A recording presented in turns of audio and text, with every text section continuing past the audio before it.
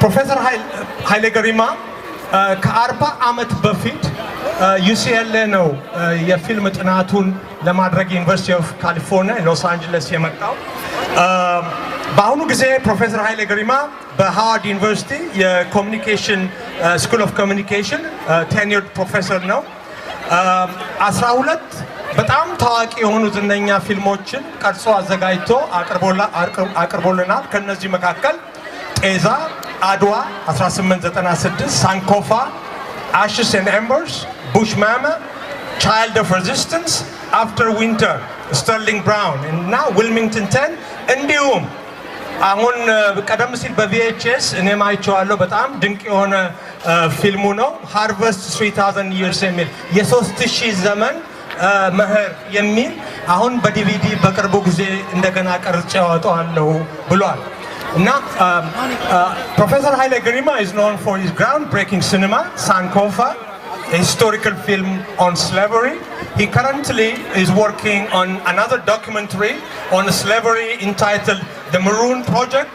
Professor Haile Gerima is indeed a trailblazer and an avant-garde in independent African cinema, in the third world cinema, and what I will call people's cinema.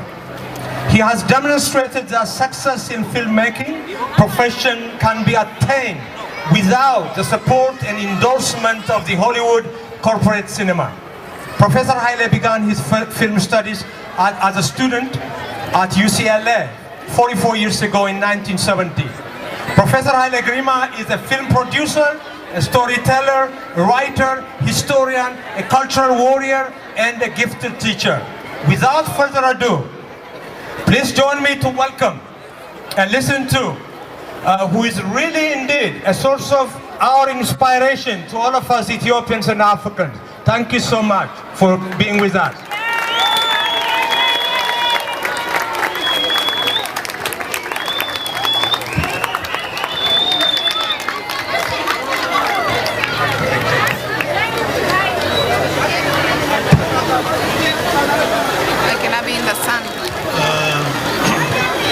መጀመሪያ እንቁጣጣሽ እንኳን ለአዲሱ ዓመት ሁላችን አብሮ አደረሰን።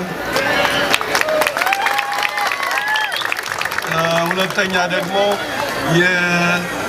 የ30ኛውን ዓመት የኢትዮጵያ አሶሲዬሽን ሴሌብሬሽን መጥቼ ስካፈል በደስታ ነው። I'm very very honored to have been invited in this 30 years community celebration of the Ethiopian community of the 30 years experience here in Philadelphia. Usually I would have preferred to talk in Amharic.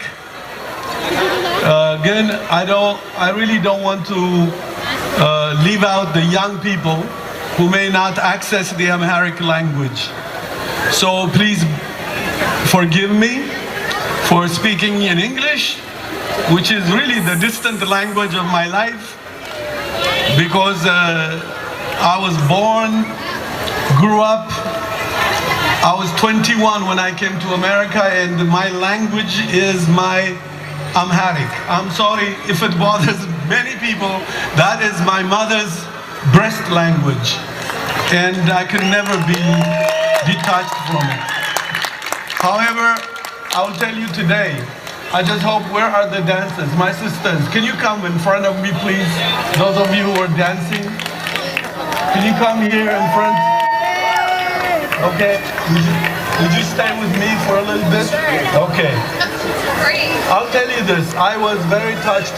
I'm an old man and I'm with the old gang, the big speech, etc. But you guys made me cry. Thank you. You made me cry.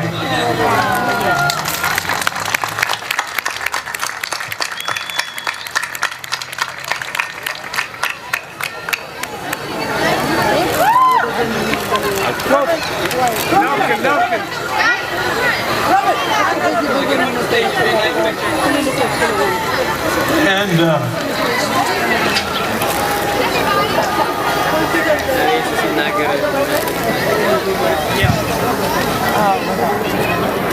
I want to apologize apologize to the organizers. I know you gave me 10 topics to talk about. And I'm going to try my best to go through it because most of what you asked me to speak is really a kind of topic that I have lived all my life with. But these young people have changed my presentation. I want to tell you something. You're too young, but you don't know how much in your veins you carry a genomics that began the world. Thank you.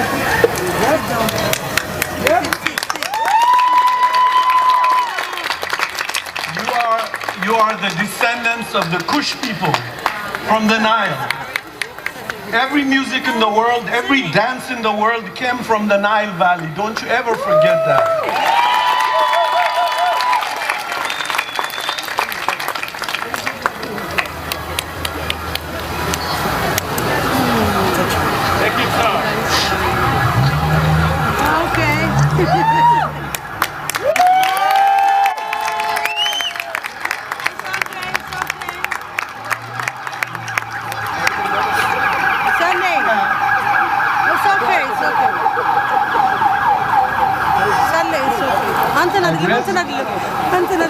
I raised with my wife 6 kids in America.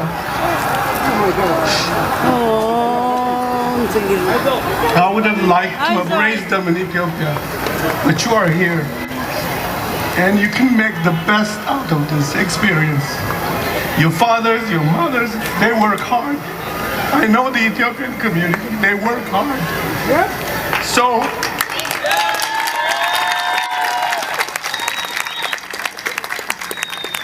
the fact they work hard should not mortgage you for life. You have to be what you want to be.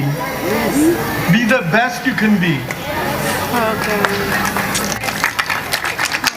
You have you know what I call the genomics, the genes inside you. The Nile genomics is the highest culture. It gave birth to the world. I'm not just trying to make you feel good. I'm just trying to tell you that we Ethiopians don't know what special place we came from.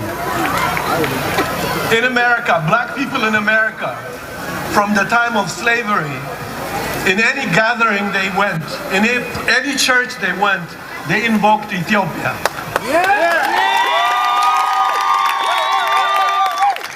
And why do you think? Because Ethiopia was one country that said no to white colonialism from Europe. And stayed independent up to now. And so don't you forget that you and your genes, in spite of you sometimes, in your genes you carry the genomics of a greater civilization that has ever walked on the face of the earth. That's all I want to say.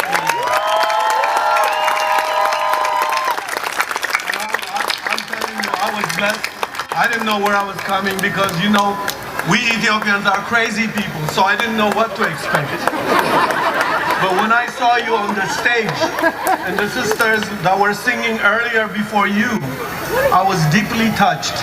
It changed my whole presentation from a defensive to a visionary presentation. And I'm going to change my speech because of you guys.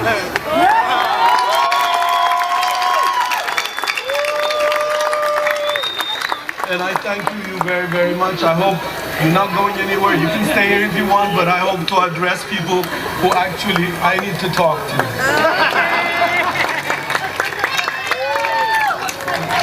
Now, let me tell you, when Yosef,